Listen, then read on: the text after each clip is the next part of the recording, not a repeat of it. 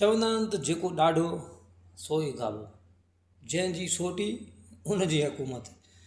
तव्हां ॾिठो वाक़ई हक़ीक़त ॻाल्हि आहे त असां सभ खां पहिरियों त पठान क़ौम खे सलाम पेश कंदासीं, छो त इन्हनि जी जेका पाण में एको ऐं ॿधी हुई, इन एके ॿधी जो मिसाल कल पूरे पाकिस्तान में आयो ऐं पाकिस्तान खां अलावा ॿाहिरि मुल्क रहंदड़ पठान बि उन्हनि केतिरे न जज़्बात ऐं जज़्बे में अची वीडियो ठाहियूं ऐं पंहिंजी क़ौम सां यकजहती जो जेको आहे हुननि ऐलान कयो। 24 कलाकनि खां 48 घंटनि में छोकिरी बाज़ियाब थी मालकनि वटि मिली, सिर्फ़ु हुनजी हिकिड़ी वीडियो क्लिप वायरल थियण ते। पर हक़ीक़त में ॾिठो वञे त अफ़सोस इन ॻाल्हि जो बि आहे त असां सिंधियुनि में वाक़ई एतिरी ॿधी कोन्हे, न एतिरो एको आहे जो असां पाण में यकजहती कयूं ऐं असां अहिड़ा मसाइल जेको आहे पंहिंजा हल कयूं। अलाए केतिरा मासूम ॿार असांजा जेके हिन वक़्त ताईं अॻवान जिन खे 3-3 4-4 साल थी गुज़रिया आहिनि, को ॾसपंद न आहे उन्हनि जो।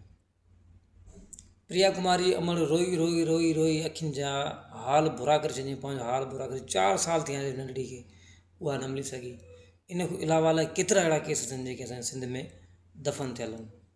असां हर उन बाला अफ़सर खे अर्ज़ु कंदासीं त महिरबानी करे जीअं तव्हां हीअ कार्रवाई कई आहे, ईअं ई अहिड़ी कार्रवाई करे पंहिंजे सिंधियुनि जे बचनि खे बि बाज़ियाब कराए वञे।